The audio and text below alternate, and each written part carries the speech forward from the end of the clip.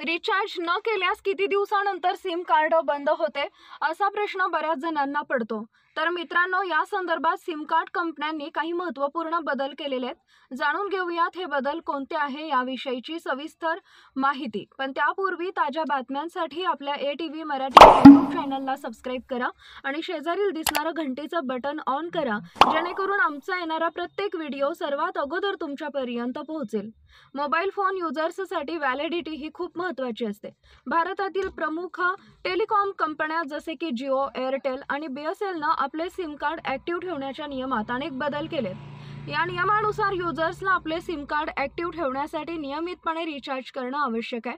हे बदल युजर्सला चांगली सेवा देण्यासाठी आणि नेटवर्क सुधारण्याच्या उद्देशाने केली जाते। टेलिकॉम कंपन्यांसाठी भारतीय बाजारपेठ खूप मोठी ग्राहक पेठ आहे। भारतातील मोबाईल युजर्सची संख्या खूपच मोठी आहे, त्यामुळे युजर्सला आपल्याकडे आकर्षित करण्यासाठी टेलिकॉम कंपन्यांमध्ये एक प्रकारे शर्यत लागलेली असते। यामुळेच टेलिकॉम कंपन्या युजर्ससाठी वेगवेगळे प्रकारचे रिचार्ज प्लॅन्स लॉन्च करत असते, ज्यामुळे मिळणारे बेनिफिट्स वेगळे असतात, त्याची किंमत सुद्धा वेगळी असते, तसेच त्यांची व्हॅलिडिटी सुद्धा वेगळी असते। जिओचे नियम काय?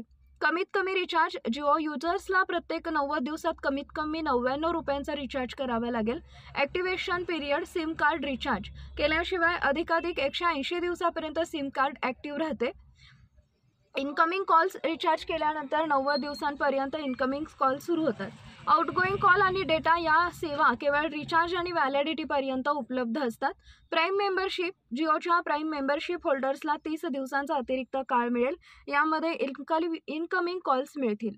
एअरटेलचे नियम, कमीत कमी रिचार्ज। एअरटेल युजर्सला प्रत्येक 90 दिवसात कमीत कमी 109 रुपयांचा रिचार्ज करावा लागेल। आउटगोइंग कॉल आणि डेटा या सेवा केवळ रिचार्जची व्हॅलिडिटी असेपर्यंत सुरू असतील। एअरटेलच्या लॉयल कस्टमर्सला थँक्स प्रोग्राम अंतर्गत 45 दिवसांसाठी अतिरिक्त वेळ मिळतो। या नियमानंतर आपल्या कंपन्या नेटवर्कला आणखी चांगले बनवण्यासाठी युजर्सला अधिकाधिक चांगल्या सेवा देण्याचा प्रयत्न करत आहेत। तर मित्रांनो, ही महत्त्वपूर्ण माहिती आपल्यासोबतच इतरांना पण शेअर करा। याविषयी आपले काही प्रश्न असतील तर कमेंट बॉक्समध्ये नक्की कळवा। धन्यवाद।